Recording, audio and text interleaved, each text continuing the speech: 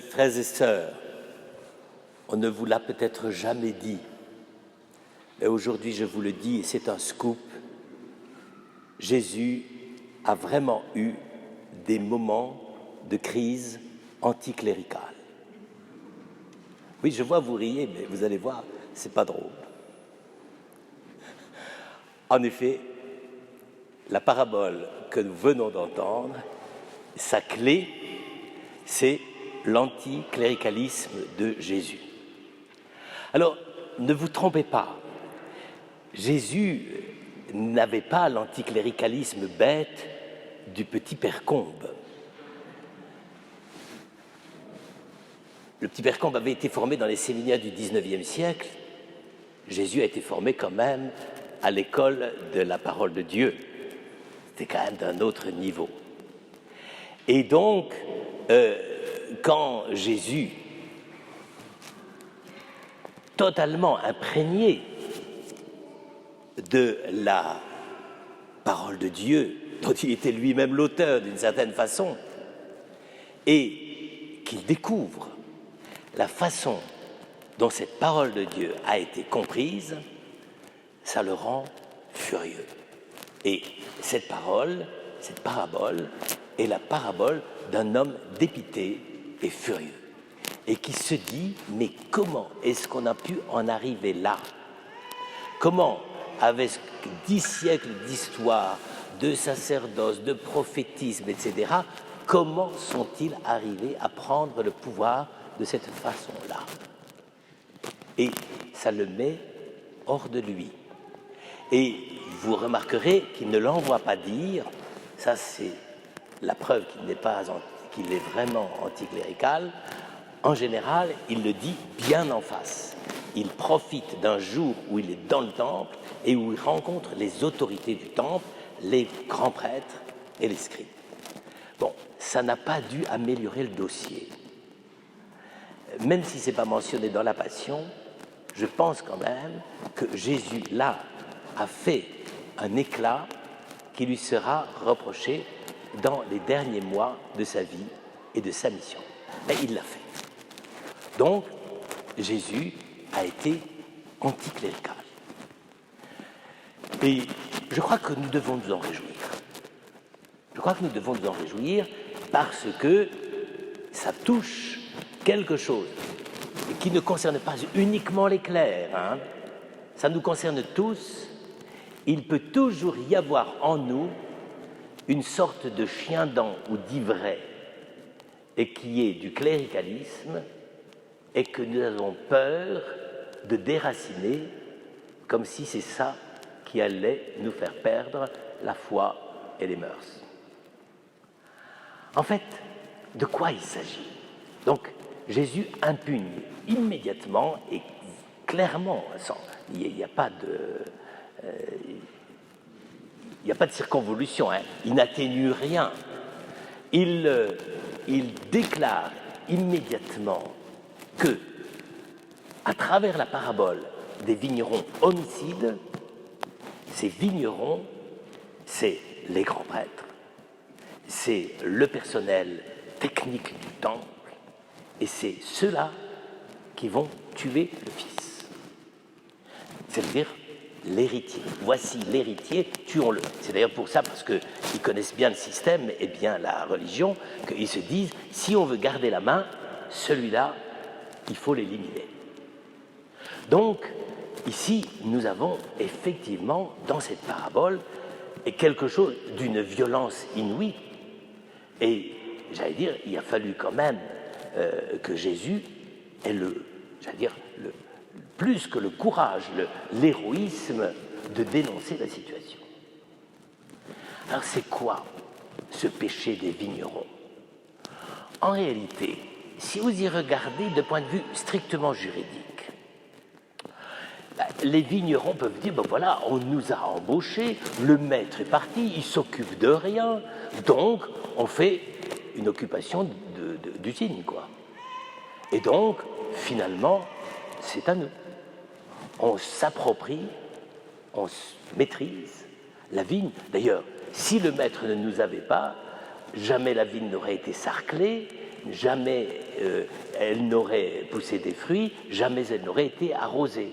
Alors bien sûr, le maître de la vigne, en capitaliste sans vergogne, a bâti la tour, a fait un mur pour la protéger des bêtes, etc. Mais en fait, qui est-ce qui a fait le boulot? C'est nous. Alors donc là, nous sommes déjà à la limite d'une conception de la relation entre les vignerons et le maître et qui commence à être dangereuse. Simplement, c'est quand arrive le temps des fruits, c'est-à-dire quand le Christ lui-même va s'incarner et va apporter la plénitude de la vie et du salut de Dieu. À ce moment-là, il y a des fruits. Et c'est d'ailleurs assez intéressant, c'est que effectivement, à partir d'un certain temps, la vigne, elle, qui fonctionne selon, si je puis dire, les lois naturelles, va donner du fruit. Mais qu'est-ce qui passe dans la tête des vignerons? Ils se disent quand même, on ne va pas laisser passer l'occasion. Il faut qu'on prenne la vigne. La vigne est à nous. Et pourquoi? Parce qu'on a été appelé à y travailler, parce qu'on a été embauché. Et donc, on peut maîtriser cette vigne, nous l'approprier et en faire ce que nous voulons. Et à partir de là, la machination se met en route et au fur et à mesure qu'on arrive vers la maturité des fruits et de la récolte, eh bien, tous les envoyés, tous ceux qui viennent dire attention, quand même, il y a certaines conceptions des lois de la propriété, ça reste au maître de maison, n'est-ce pas? Et le maître de maison prend soin de graduer les effets. Au début, il envoie des prophètes ou des messagers qui disent bon ben voilà, il faut faire un effort, soyez compréhensifs, une sorte de première conciliation, n'est-ce pas? Puis, comme les prophètes sont tués les uns après les autres, ce qui historiquement a été quand même souvent le cas, eh bien, à ce moment-là, je vais mettre la barre au plus haut. J'envoie mon fils, peut-être qu'ils respecteront mon fils. Et ils se permettent quand même de tuer le fils, alors que la vigne était pour lui. Donc, c'est quand même un véritable assassinat. Et d'ailleurs, je vous laisse deviner toutes les conclusions antisémites féroces qu'on a tirées de cette parabole. Elle n'a pas fait que du bien dans la mentalité des chrétiens. Mais bon, c'est comme ça, c'est le récit.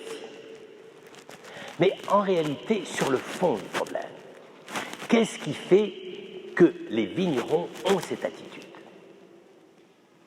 Eh bien, c'est incroyable parce que c'est une sorte de retournement de situation. Ils ont été appelés gratuitement. Le maître de la vigne a dit, ben voilà, vous pouvez venir travailler dans ma vigne. Mais ils ont été appelés pour ce qu'ils sont, c'est-à-dire des coopérateurs.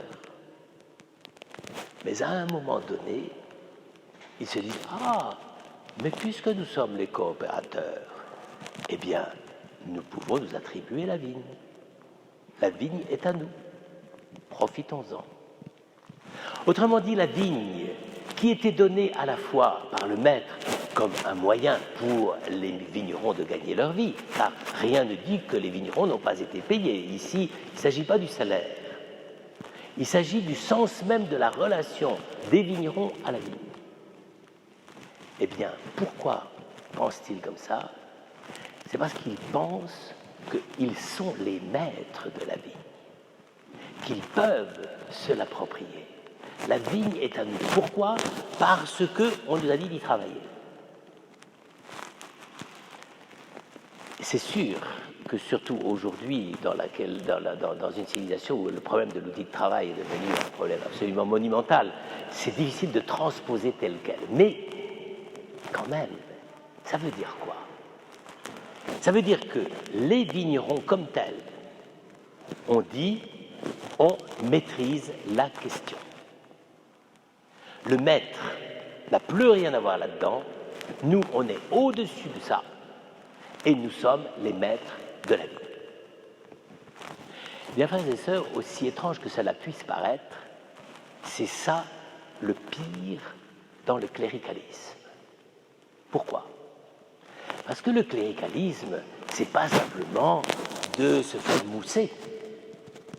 C'est le fait de dire, parce que j'ai reçu une mission de Dieu, je suis au-dessus de l'ordre des choses. Parce que j'ai reçu la mission de travailler à la vigne, je vais utiliser et me créer une relation à cette vigne comme si j'en étais le propriétaire. Et même plus que comme si j'en étais le propriétaire, mais parce que mon travail va justifier la propriété que j'ai dessus. Traduit en termes religieux, parce que je suis religieux, je suis au-dessus des conditions naturelles de la vie humaine. Et donc, je peux faire comme je veux. Je ne risque rien. C'est-à-dire que ces vignerons, d'une façon quasi perverse, transforment la confiance que Dieu leur a faite, le maître de la vigne leur a faite, ils transforment cette confiance en une expérience de pouvoir et de manipulation. Je vais pouvoir m'emparer de la vigne parce que j'ai reçu un certain nombre de prérogatives, de coopération, de travail dans cette vie. Et ça, c'est terrible. Permettez-moi de prendre un tout petit exemple qui quand même est révélateur. Dans les milieux cléricaux, nous avons souvent des réunions. C'est même une maladie assez terrible qui s'appelle la réunionite. Dans les milieux cléricaux, c'est particulièrement connu. Et il y avait une réunion récemment, et j'étais invité. Et dans cette réunion, nous étions essentiellement des ecclésiastiques. Et je suis arrivé en retard, comme d'habitude. Je confesse humblement mon péché. Mais quelle fut pas ma surprise, alors que dans l'endroit où nous devions être réunis, il y avait toutes les indications, il y avait le gel hydroalcoolique à chacune des portes du bâtiment, il y avait des injonctions de porter le masque, etc. Quelle ne fut pas ma surprise d'arriver au milieu d'une réunion ecclésiastique à 85% à peu près, pas un ne portait le masque. Pas un. Sauf moi, gros bêta, gros naïf, qui obéit aux règles de la résistance sanitaire à la Covid, et puis 2 ou 3 laïcs qui étaient là. Tous les autres, aucun problème. Comme j'étais arrivé en retard, je ne pouvais quand même pas me plaindre, parce qu'on m'aurait dit, tu n'avais qu'à arriver à l'heure pour nous le rappeler. Donc ça aurait été un coup d'épée dans l'eau. Mais il faut quand même avouer que c'est un tout petit peu fort. Et précisément, c'est ça qui m'étonnait, c'est que les laïcs eux-mêmes, ils étaient 2 ou 3. Eux, ils savaient qu'ils étaient des membres de la société comme tout le monde, donc ils portaient le masque, tandis que les ecclésiastiques, unanimement, ne portaient pas le masque. Je ne sais pas si c'est ostensiblement ou pour provoquer, je ne sais pas, je ne peux pas le savoir. Toujours est-il que, face à cela, j'ai quand même été un tout petit peu abasourdi et j'ai porté le masque pendant toute la réunion. Et puis après, je me suis dit, il faudrait quand même que je signale aux responsables qu'on ne peut pas faire ça. Enfin, c'est pas civique, n'est-ce pas? Donc, j'ai envoyé un petit mot. Et je n'ai pas eu de réponse. Je n'ai pas eu de réponse. Comme si c'était naturel que quand des ecclésiastiques se réunissent, ils ne sont pas alors que toutes les prescriptions étaient dans le bâtiment, absolument ric-rac, affichées, placardées partout, etc. Eh bien, personne n'allait. Alors, évidemment, c'est une faute civique, et on ne va pas en faire un fromage, mais qu'est-ce que ça veut dire?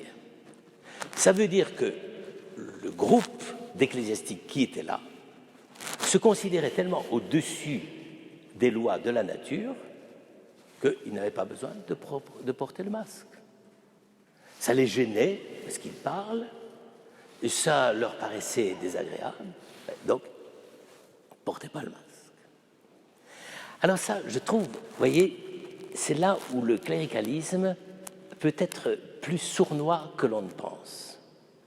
C'est quand même le moment où, au nom de la religion, de notre... D'ailleurs, je signale, parce que je ne veux pas simplement accabler les curés, mais j'ai déjà eu plusieurs discussions avec des fidèles qui ne sont pas ecclésiastiques, j'allais dire par bonheur, et avec lesquels j'ai dû discuter pour leur faire comprendre que ce n'est pas parce qu'on était baptisé qu'on ne risquait rien face à la contagion, soit qu'on ne risque rien pour soi-même, mais rien pour les autres. Mais il y a beaucoup de gens actuellement, hélas, dans certains milieux très très religieux, qui considèrent que véritablement cette chose-là, ils ne sont pas menacés. Ils ont reçu la grâce, ils sont vertueux, ils font toutes les dévotions qu'il faut, etc. On prie Saint-Roch, Saint-Sébastien, tout ce que vous voudrez. Et bien, donc, on ne risque rien. Mais voyez le système. C'est de dire, parce que je m'occupe de la vigne, eh bien, je suis au-dessus des lois de la vigne. Et à partir de là, je fais, comme disait une petite fille, tout qu'est-ce que je veux. Et donc, ça paraît bizarre, mais en fait, c'est ça le péché des vignerons. Puisque nous sommes les grands prêtres, puisque nous sommes les spécialistes et les scribes des pharisiens de la loi, etc., mais nous ne risquons rien. Nous savons exactement comment il faut se comporter et nous n'avons pas besoin de regarder les lois de la nature pour passer au-dessus. Mais ce n'est pas possible, ça. C'est pas possible. Alors, frères et sœurs, vous voyez, c'est ça quand même qui est un des problèmes aujourd'hui, je dirais, de l'Église. Car être membre de l'Église ne nous donne aucune supériorité sur nos frères. Être membre de l'Église, ça ne nous déracine pas de la condition humaine comme tout le monde. Nous y sommes. Nous en sommes au plan biologique, c'est l'évidence actuellement, ce n'est pas la peine de faire un dessin. Nous y sommes au plan civique, nous y sommes au plan des engagements sociaux, etc. On ne peut pas dire qu'on est au-dessus de ça. Ce n'est pas possible. Donc, c'est véritablement un problème de fond qui est posé par là. Si nous nous comportons comme les propriétaires de la vigne, en disant que nous faisons ce que nous voulons, peu importe, mais là, nous commençons à pencher sur nous engager sur une pente extrêmement glissante, qui méprise. Alors, frères et sœurs, je ne dis pas ça pour que... je ne fais pas de réclame pour Monsieur Véran, n'est-ce pas? Mais c'est vraiment le réflexe de fond. Quel était le péché des vignerons de penser qu'ils étaient les maîtres de la vigne, alors qu'ils n'étaient que les serviteurs? Et c'est pour ça que souvent, le cléricalisme est si difficile à avaler et à supporter. Parce que, qu'est-ce que c'est que être clerc? C-L-E-R-C. Mais ça veut dire aussi normalement être clerc, C-L-A-I-R. Mais qu'est-ce que c'est que être clerc? C'est savoir que si on est engagé à travailler, on est engagé à travailler aussi bien au service de la réalité créée que de la réalité sauvée. Notre sainteté ne se fabrique pas uniquement sur des idées religieuses, notre sainteté se fabrique à la fois sur un véritable respect et développement de notre être d'homme et de femme, dans la réalité même créée que nous sommes, et cela en même temps à la lumière dynamisée et portée par la grâce de Dieu. On ne peut pas faire l'économie de l'un au profit de l'autre. Ce qui fait la grandeur de la religion du Christ, ce qu'il nous a appris, c'est que précisément, il ne voulait pas de cette culture-là. Et c'est pour ça qu'il s'est fâché ce jour-là. Alors, évitons de le fâcher.